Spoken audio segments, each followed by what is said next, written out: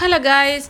അപ്പോൾ ലാലേട്ടൻ്റെ എപ്പിസോഡിൽ ഇന്ന് ആരാണ് എവിക്റ്റ് ആയത് എന്നുള്ളത് നിങ്ങൾക്ക് അറിയാലോ. ആരും ഇന്നത്തെ ദിവസം എന്ന് പറഞ്ഞാൽ സാറ്റർഡേ എപ്പിസോഡിൽ എവിക്റ്റ് ആയിട്ടില്ല എങ്കിലും ഇന്ന് 2 പേരാണ് എവിക്റ്റ് ആയിരിക്കുന്നത്.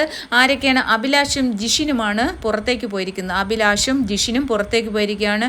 അത് അഭിലാഷും ജിഷിനും പുറത്തേക്ക് പോയത് ഒരു ഫെയർ ആയിട്ടുള്ള എവിക്ഷൻ ആണോ എന്ന് ചോദിച്ചാൽ 100% ഫെയർ അല്ല, അൺഫെയർ ആണെന്ന് എനിക്ക് പറയാൻ പറ്റും. അഭിലാഷിന് വോട്ടൊക്കെ കുറവായിരുന്നു. ലാസ്റ്റിൽ വോട്ട് അൺഒഫീഷ്യൽ സൈറ്റുകളിലും നമ്മുടെ സൈറ്റിലും ഒക്കെ ലാസ്റ്റായിരുന്നു വോട്ടിങ്ങിൽ വന്നത്. പക്ഷേ എന്നാൽ പോലും അവിടെ പുറത്ത് പോകേണ്ട ആൾക്കാർ അവിടെ പ്രധാനമായിട്ടും ആദിലായിരുന്നു. എൻ്റെ ഒരു അഭിപ്രായമാണ് പറയുന്നത്. ആദില എന്ന് പറയുന്ന വ്യക്തി ഉറപ്പായിട്ടും ഫിസിക്കൽ അസാൾട്ടിനായാലും പുറത്ത് പോകേണ്ട ഒരാളായിരുന്നു. സാബുമാനായിരുന്നു അല്ലെങ്കിൽ ഔട്ട് ആവേണ്ടത്, അല്ല അഭിലാഷ് പോട്ടെ. പക്ഷേ ജിഷിൻ ഒരിക്കലും ഔട്ട് ആവേണ്ട ഒരാളായിരുന്നില്ല. അപ്പോൾ അതും തന്നെ അത് ഞാൻ പറയുന്നു. അപ്പോൾ ഇന്നത്തെ എപ്പിസോഡിലും എന്തായാലും ഔട്ടായിരിക്കുന്നത് ജിഷിനും അഭിലാഷുമാണ്. 2 പേരും ബിഗ് ബോസ് ഹൗസിൽ നിന്ന് വിട പറഞ്ഞിരിക്കുകയാണ്. അപ്പോൾ ആദ്യം തന്നെ അത് നിങ്ങളെ അറിയിക്കട്ടെ. നാളത്തെ എപ്പിസോഡിലാണ് ഇത് കാണിക്കുന്നത് കേട്ടോ. അപ്പോൾ ഇതിപ്പോൾ ആദ്യം തന്നെ ഇവർ ലാലേട്ടൻ ദാദാ സാഹിബ് ഫാൽക്കെ അവാർഡൊക്കെ കിട്ടി വന്നതുകൊണ്ട് തന്നെ ആരോടും ഒരുപാട് വലിയ ചൂടൊന്നും ആയിട്ടില്ല. എല്ലാവരോടും വളരെ കൂളായിട്ടാണ് സംസാരിച്ചത്. പിന്നെ അദ്ദേഹത്തിനോട് ക്വസ്റ്റ്യൻസ് ചോദിക്കാനുള്ളവർക്കും അദ്ദേഹത്തിൻ്റെ മെമ്മറി പങ്കുവയ്ക്കാനുള്ളവരോടൊക്കെ കാര്യങ്ങൾ ചോദിച്ചു. അപ്പം ആദ്യം അനീഷ് പറഞ്ഞു, അത് കഴിഞ്ഞ് ഷാനവാസ് പറഞ്ഞു, പിന്നീട് നമ്മുടെ അനുമോൾ പറഞ്ഞു.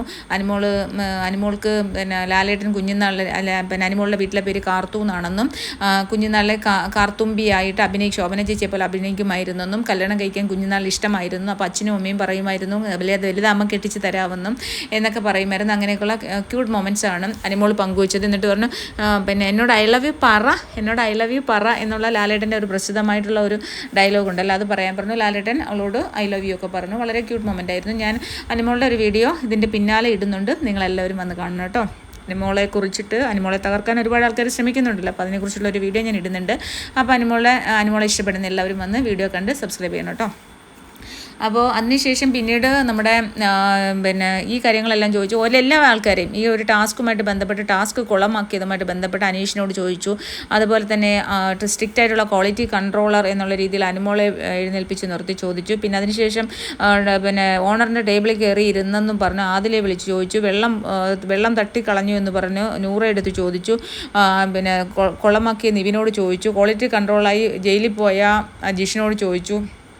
പിന്നെ ഇമ്മ്യൂണിറ്റി കാർഡ് കൊടുക്കുന്നതുമായിട്ട് ബന്ധപ്പെട്ട് നിങ്ങൾക്കാർക്ക് ഇമ്മ്യൂണിറ്റി കിട്ടിയില്ലല്ലോ, അപ്പോൾ ഞാൻ ഒരാൾക്ക് ഇമ്മ്യൂണിറ്റി കൊടുക്കുകയാണ്, നിങ്ങൾ ആരാണ്, നിങ്ങൾ തന്നെ സെലക്ട് ചെയ്യാൻ പറഞ്ഞു.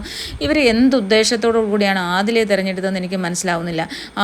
കുറേ ആൾക്കാരെല്ലാവരുടെയും ആദിലെ തിരഞ്ഞെടുത്ത് ആദിലേക്ക് ഇമ്മ്യൂണിറ്റി കിട്ടിയെന്നും പറഞ്ഞ് തിരിച്ച് ലാലേട്ടൻ വന്ന് ചോദിച്ചു എന്തുകൊണ്ടാണ് നിങ്ങൾ ആദിലെ തിരഞ്ഞെടുത്ത്, ജയിലിൽ പോയ ആളെ ആരാന്ന് ചോദിച്ചു. അപ്പോൾ പറഞ്ഞാൽ ആദിലെയാണെന്ന്. പിന്നെ ജയിലിൽ പോയ ഒരാളിനെ ജയിലിൽ വിട്ടിട്ട് പിന്നെ എന്തിനാണ് അയാളെ ഇമ്മ്യൂണിറ്റിക്ക് വേണ്ടി തിരഞ്ഞെടുത്തതെന്ന് ചോദിച്ചു. വളരെ പ്രസക്തമായ ക്വസ്റ്റ്യൻ ആയിരുന്നു.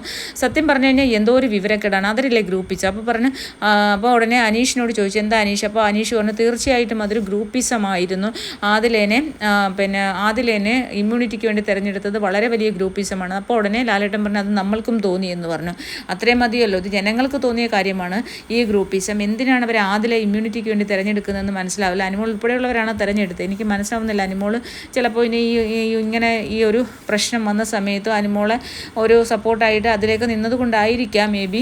എന്തായാലും അനുമോൾക്ക് ഒരു സ്നേഹമുണ്ട്. പുറത്ത് അവർ കാണുന്നില്ലല്ലോ. പുറത്ത് ഈ ആദിലയൊക്കെ കാണിക്കുന്ന കാര്യങ്ങൾ മുഴുവൻ പ്രേക്ഷകരിരുന്ന് കാണുന്ന കാര്യമൊന്നും അനുമോൾക്ക് അറിയില്ലല്ലോ, പാവം. അപ്പോൾ അതുകൊണ്ടായിരിക്കും ആ ഒരു ഫ്രണ്ട്ഷിപ്പ് ആദിലയുടെ ഫ്രണ്ട്ഷിപ്പ് വെക്കാൻ പാടില്ല. ആദിലയുടെ ന്യൂറയും എന്ന് പറയുന്നത് അവർക്ക് എങ്ങനെയെങ്കിലും കപ്പ് നേടുക, ആരുടെ കൂടെ നിന്ന്. ഈ പ്രാവശ്യം അനുമോള് നോമിനേഷൻ ഇല്ലാത്തത് കൊണ്ട് തന്നെ അനുമോള് സപ്പോർട്ട് കിട്ടും. അനുമോളുടെ സപ്പോർട്ട് ഇവർക്ക് കിട്ടും. അതിൽ നൂറയുടെ സപ്പോർട്ടും ആദിലയ്ക്ക് സപ്പോർട്ട് കിട്ടിയിട്ട് പോലും അതിൽ 5ലോ 6ലോ ആണ് സ്ഥാനത്ത് വന്ന് കിടക്കുന്നത്. 5ാം സ്ഥാനത്തോ 6ാം സ്ഥാനത്തോണ്. അപ്പോൾ നൂറയും കൂടി ഉണ്ടായിരുന്നെങ്കിൽ അപ്പോൾ അനുമോളുടെ സപ്പോർട്ടും കൂടി കിട്ടുന്നുണ്ടായിരുന്നു. അവസാന ദിവസങ്ങളിൽ അനുമോളുടെ ഫാൻസിനും പോയിട്ട് അതിലേക്ക് വോട്ട് ചെയ്തിട്ടുണ്ട്. അപ്പോൾ ആ കാര്യങ്ങളൊക്കെ സംസാരിച്ചു.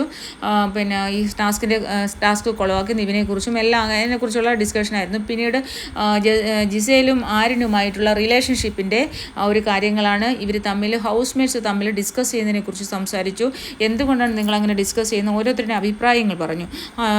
പണ്ട് അനുമോള് പറഞ്ഞിട്ടുണ്ടായിരുന്നല്ലോ, അതല്ലേ ലാലേട്ടൻ അന്ന് മുതലല്ലേ ലാലേട്ടൻ്റെ ദേഷ്യം, നിങ്ങൾ തോന്നിയ ദിവസം പറയുന്നത്, നിങ്ങൾ കണ്ടായിരുന്നോ, നിങ്ങൾ എന്ത് വൃത്തികേടാണ് പറയുന്നത് എന്നൊക്കെയല്ലേ ചോദിച്ചത്. ആ അനുമോൾ അതേ സ്റ്റാൻഡിൽ തന്നെ ഇപ്പോഴും പറഞ്ഞു അന്ന് ഞാൻ കണ്ടതിന് ശേഷം പിന്നീട് ഞാൻ ശ്രദ്ധിച്ചിട്ടില്ല, പിന്നെ ഞാൻ നോക്കിയിട്ടില്ല, കണ്ടിട്ടും കാണാതെ നടക്കുമായിരുന്നു, ഞാൻ കണ്ടിട്ടും ശ്രദ്ധിച്ചിട്ടില്ല എന്ന് പറഞ്ഞു. ലാലേട്ടൻ ഒരു അക്ഷരം പോലും മിണ്ടില്ല. സത്യം പറഞ്ഞാൽ ലാലേട്ടൻ നാണം കെട്ടുപോയി.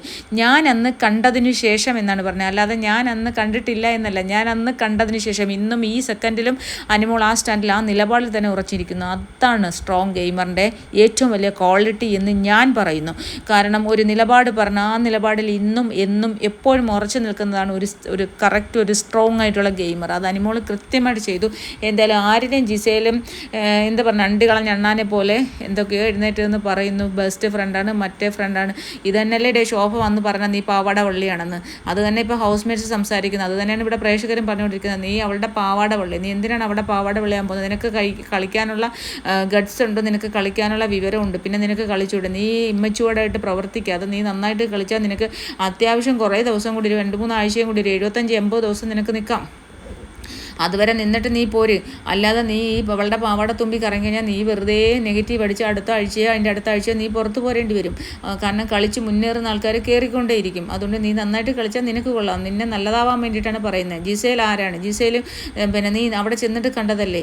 അപ്പോൾ എന്തിനാണ് അവളുടെ പാവാട വള്ളിയാവുന്നത്? ഫ്രണ്ട്ഷിപ്പ് എന്ന് പറഞ്ഞാൽ പാവാട വള്ളിയല്ല, ആവശ്യത്തിനാവില്ല. അപ്പോൾ അതിനെക്കുറിച്ചുള്ള ഡിസ്കഷനാണ്. എന്തായാലും നമ്മുടെ ജിസേലിൻ്റെ ഡ്രസ്സൊക്കെ കണ്ടില്ലേ? ഇരിക്കുമ്പോൾ തന്നെ ഉള്ളിൽ വരെ കാണാൻ പറ്റുന്ന ഒരു കുട്ടിപ്പാവാട കൊടുത്തുകൊണ്ടാണ് വന്നത്. അയ്യോ, ലാലേട്ടൻ്റെ മുമ്പിൽ കൊഞ്ഞുന്നതൊക്കെ കണ്ട്, ലാലേട്ടൻ്റെ മുമ്പിൽ ഈ കൊഞ്ഞൽ കാണുമ്പോൾ എനിക്കൊക്കെ എന്തോ പറയുന്നത് പോട്ടെ, അത് പോട്ടെ, എൻ്റെ വായൊക്കെ നന്നായിട്ട് വരുന്നില്ല. എന്തോ നിങ്ങൾക്ക് ഞാൻ പറഞ്ഞു കഴിഞ്ഞാൽ ശരിയാവില്ല കേട്ടോ ഫ്രണ്ട്സ്, അതുകൊണ്ടാണ്. അപ്പോൾ എന്തായാലും എല്ലാവരോടും സംസാരിക്കുന്നുണ്ട്.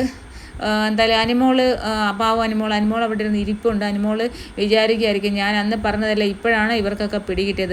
ഇത് ആരൊക്കെയാണ് പറഞ്ഞത്? അഭിലാഷ്, ഉനിയൽ, അതുപോലെ സാബു മാൻ, ഷാനവാസ്, അതുപോലെ തന്നെ അക്ബർ, പിന്നെ നമ്മുടെ ബിന്നി, ഇവരെല്ലാം പല സ്ഥലത്തും പലയിടത്തും ഇരുന്ന് ഇവരെക്കുറിച്ചും ജിസേലിനെ കുറിച്ചും ആരിനെ കുറിച്ചും ഈ ഗോസിപ്പല്ല അവരുടെ ലവ് ട്രാക്കിനെ കുറിച്ച് പറയുന്നു. അപ്പോൾ ആരിന് ഇരുന്നിട്ട് ചോദിക്കുന്നു എന്താണ് ലവ്